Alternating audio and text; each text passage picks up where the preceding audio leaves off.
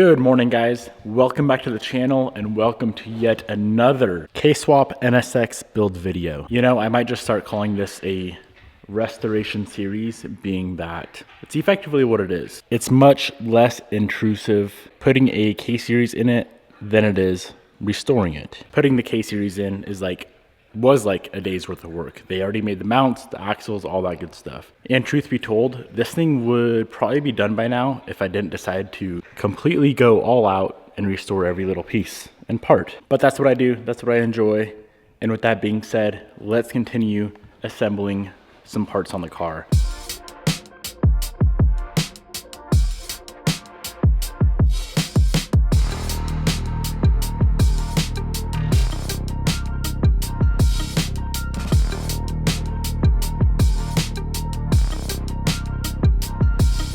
It'd be very, very easy right now, and it sounds exciting to go ahead and jump to the next big thing, but I should probably finish up what we have been doing the last few days.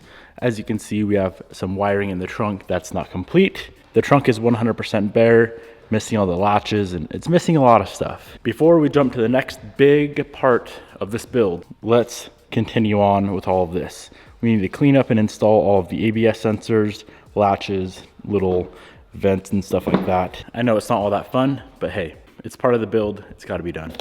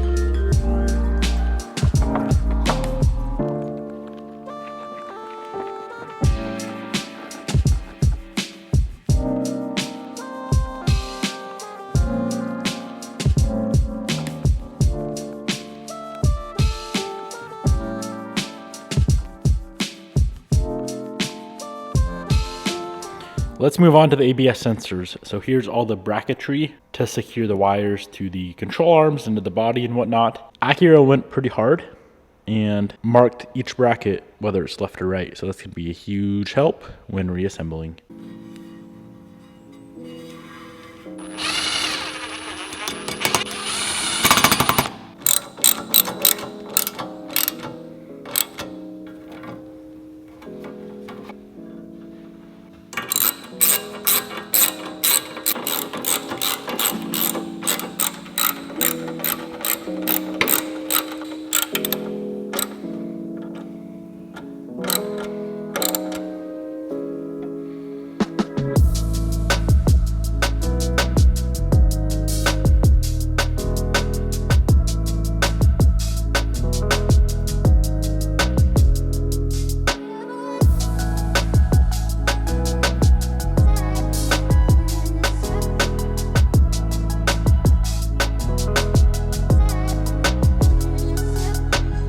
ABS system is complete. Next up, brake lines. Pretty much all manufacturers apply, it's like this greenish coating, and it's not paint. It's some sort of rubberized coating. A lot of times it's not in good shape whatsoever, but these, surprisingly enough, are perfect. Trying to strip that off and powder coat lines. I've done it before and it works. It just takes forever. But I'm not gonna bother on these because, like I said, man, they are in mint condition.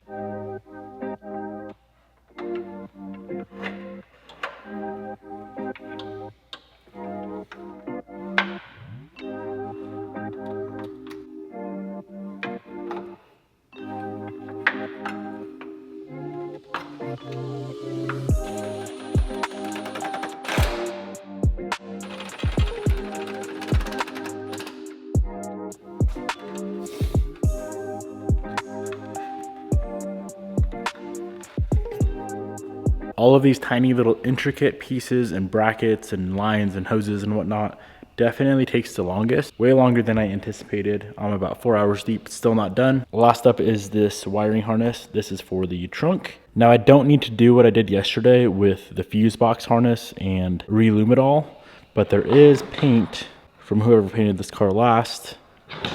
Quite a bit of overspray on this harness. So I'm gonna go through, try to get all that cleaned up with probably some lacquer thinner, and then all of these little harness clips, those are all broken. Now I know these aren't factory, but this is what I use to replace the OEM ones. It's a zip tie with a built-in little push clip. These things work amazing, very clean, OEM looking, and they're cheap. Pretty sure on Amazon that pack was 10 bucks.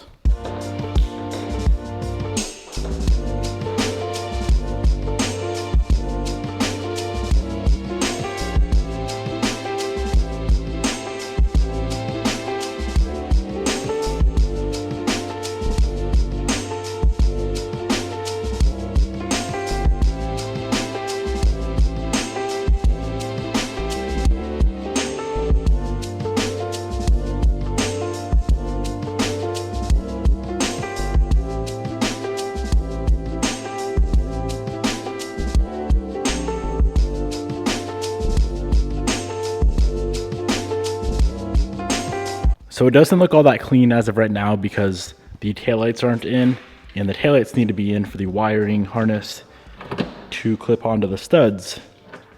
But all the wiring in the trunk is complete. And then I did go ahead and extend those two harnesses that we needed to extend from yesterday, the driver's rear ABS and then the rear hatch latch. So that harness runs right here, goes through that plug. That connects there, ABS connects down there. All right, let's do some finagling with the fuel tank for the car. We are gonna be running the OEM fuel tank. There's no reason to build anything else or modify it whatsoever. Of course, the fuel pump setup will be changed, but that's easy. This thing is pretty crusty overall, and I'm trying to figure out what I wanna do to get it cleaned up properly. It would be nice to get this done today. It is a little bit too big for my sandblast cabinet. There is a shop locally that can sandblast it. They wouldn't get it done till next week. I would love to get this thing powder coated. I have done the Raptor liner, which is like a rough bed liner, I guess you'd call it. I've done that in the past. I do prefer a nice satin looking black powder coat over the texture look, but nonetheless, let's start pulling this thing apart. We have all the different modules here. I'm assuming that's fuel pump. That's probably fuel level senders, what I would guess. And this, I'm guessing are some sort of vents, but I could be wrong. One thing I'm very, very worried about, and I have ran across this on Evos many times on older cars, is the studs breaking off. And if you break studs, there's really no way to replace them. So let's hope we don't break a stud.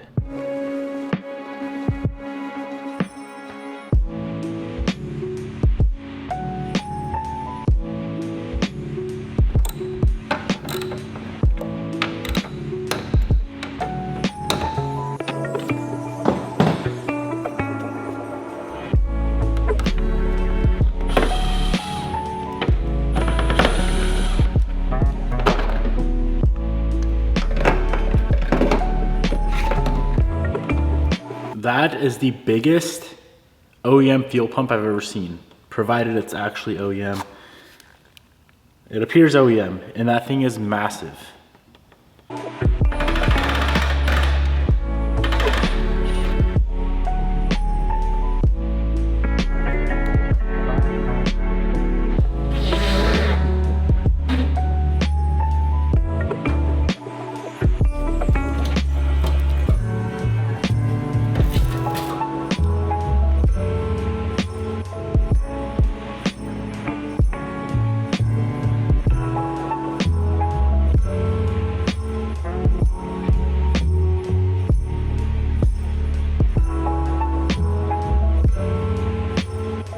As badly as I want to get this tank recoated and back in the car tonight, I'm gonna do it right. I'll wait till next week, get it sandblasted and powder coated.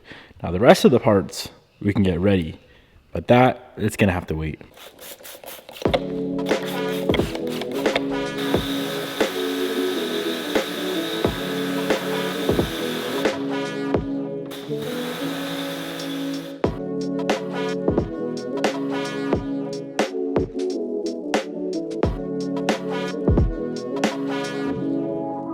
So I got all of these pieces cleaned up. I plan on replacing the hoses. I'll see if I can find a sheet of adhesive rubber so I can just recut these out of new stuff. That will be replaced with a much more ample fuel pump setup for the build. The rest we use. The next and probably the last thing of the day is the coilovers. So this car came with a pretty nice set of coils. These are made by Zeal. I think they're a bit older, but overall, nice set. I do want to pull the springs off, make sure the shock absorbers themselves are good, get everything cleaned up, re-greased, get them on the car.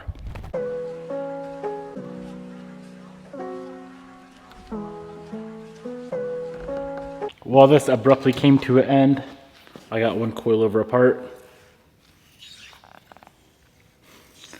You can tell this one's been leaking and she needs some love. So I'm just gonna upgrade to a new set of coils for the build. Alrighty, my friends, another NSX K24 build episode coming to an end. Hope you guys enjoyed today's video. I know it was a little more laid back. We didn't get a whole lot done, but we got necessary little things finished. Looks the same, but it's not. Thank you guys for watching, and I'll see you boys in the next episode. Goodbye.